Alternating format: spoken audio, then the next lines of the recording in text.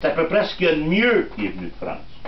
C'était pas des gens instruits, mais c'était des gens venaient ici dans un but d'évangélisation, puis de développement, puis de recommencer une nouvelle vie, mais Et ces filles-là, que Marguerite Bourgeois va marier, c'est ça ça va être ça son rôle, là. La Sainte-Catherine, bientôt, là, c'est elle qui avait inventé ça, la tire, là. Moi j'ai grandi à Verdun par la Pointe-Saint-Charles, fait que la ferme Saint-Gabriel, là, Gilles Proulx fait souvent des conférences là, d'ailleurs, encore. C'est les dames de la congrégation de Notre-Dame. Donc, les filles du roi vont enseigner, vont se marier, et elles vont assurer la francisation du Québec. Donc, les historiens, on sait que le Québec parle français partout depuis à peu près 1720.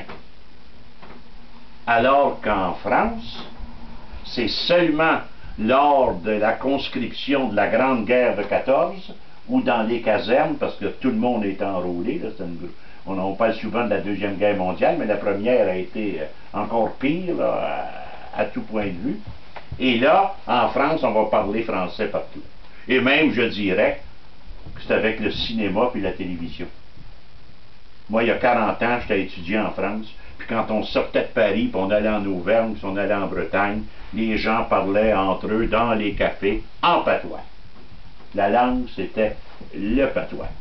Donc ici, on est devenu rapidement, c'est Michel Brunet qui a démontré ça, qui est un grand historien, qui est un disciple, un élève de Lionel Groulx, puis qui est un des pères de l'école historique de Montréal, là. Il était vice-président de la Saint-Jean-Baptiste également, je l'ai assez bien connu. Ben, je me souviens, il était venu en cours, venir plaider en faveur de ça, puis il avait démontré, document à l'appui, que le Québec avait parlé français près de 2 siècles avant la France.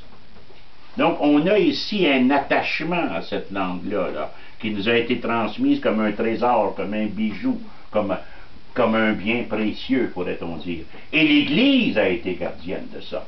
Quelles que soient les critiques que l'on puisse formuler face à l'Église, on a une dette énorme. Sans l'Église, nous ne parlerions plus français depuis bien longtemps. Il aurait été assimilé complètement. Ce qu'elle a dû composer avec le gouvernement anglais, l'Église. C'est pour ça que les prises de position d'un type comme Monseigneur Lartigue, lorsqu'il a condamné les patriotes, il les a condamnés parce que certains d'entre eux étaient membres de la franc-maçonnerie, hein, j'en ai trouvé d'autres.